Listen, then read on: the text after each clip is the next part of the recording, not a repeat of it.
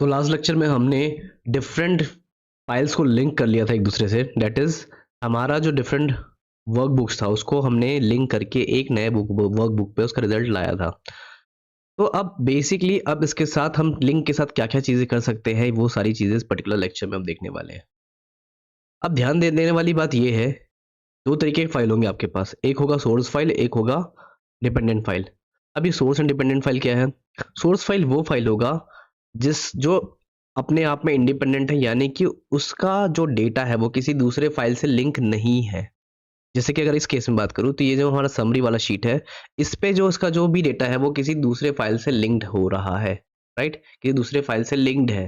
तो इसलिए ये हमारा डिपेंडेंट फाइल है और ये जिस पे लिंक्ड है, जो किसी और पे बेसिकली जिस फाइल्स पे लिंक जो कि हमारा क्या था, हमारा जेन हो गया और हैनोवर हो गया, ये सारे हमारे पे डिफरेंट फाइल्स थे जिस पे ये लिंक हो रहा था। तो वो हमारा एक्चुअली सोर्स फाइल है जिस पे हमारा डेटा आ रहा है। अब इस सेक्शन के अंदर, हमारा पर्टिकुलर डेटा सेक्शन के अंदर आपके पास एक पार्ट आता है that is your quick queries and connection, basically queries and connection.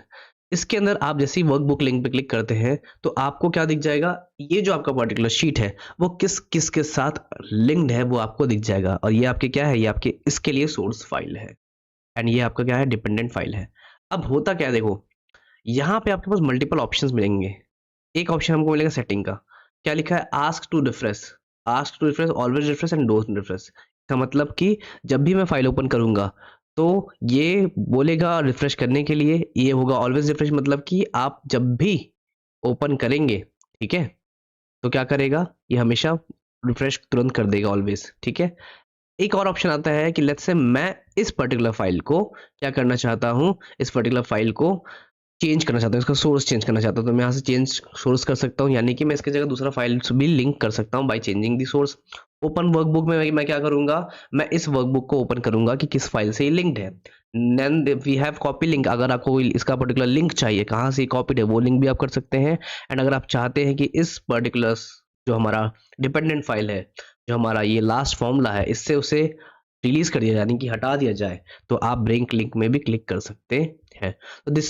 तो बेसिकली ये वो सारे तरीके हैं जिससे आप क्या है, अपना जो भी फाइल लिंक है उसके साथ डील कर सकते हैं।